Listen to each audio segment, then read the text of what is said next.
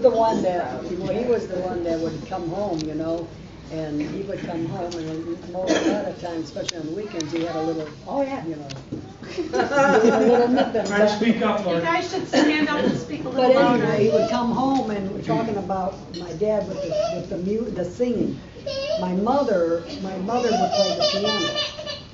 And on the good nights, when he would come home and he would be happy and everything, she would sit down and play the piano, and of course we would sing. And of course, I know with me, I learned all these old songs. Because, and as I got older, when I was younger, people say, how do you know those old songs? I always say, my father is the one that taught me all these songs. He got it from his sisters. And he got it from the sisters, and so, but we always did, my dad always did like the music, and my mother did too. My mother would not sing though. My mother wasn't a singer, but my dad was. And she played the piano? And she played the piano, and I was more of the singer in the family too, because I always loved the singing and the music, Well, but I wanted to share. So every time all the sisters got, when we went to my grandmother's house, would be Grandma and Grandpa's.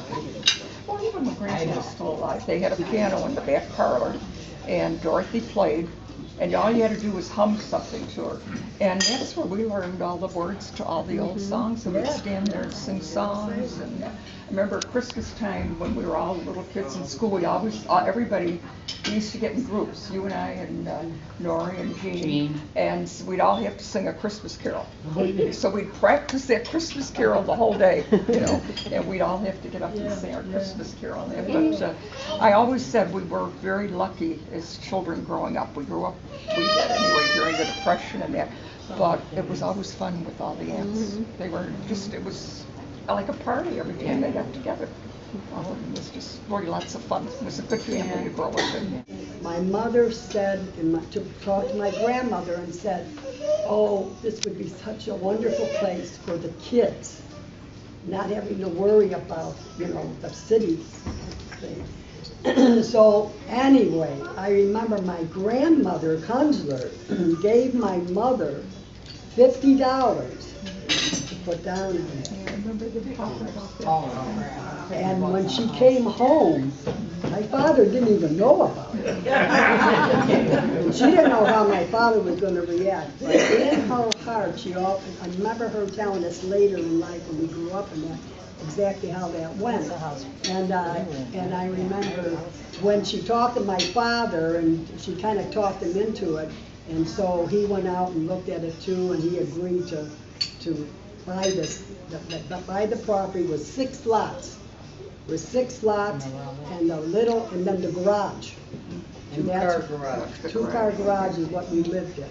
Yeah. But That was helpful. but that, I just want to let some of the young people know, or whatever, that's how we happened to be out in Payless. And then in those days, Payless, of course, now, and Orland and all that is all built up. But when we moved out there, it was all country. And that was what they called the boonies.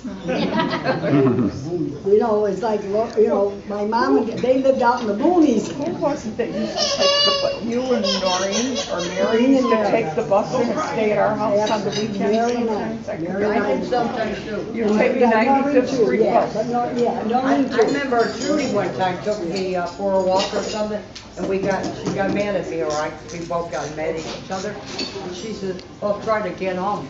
And took off like I didn't know where I was. It was Kathy. No, Trudy. Oh, Kathy. You're right. Yeah.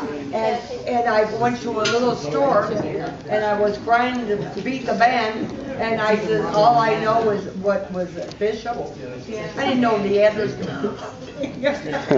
But somehow I think Kathy came back for me. And she said, well, you're about to do that again.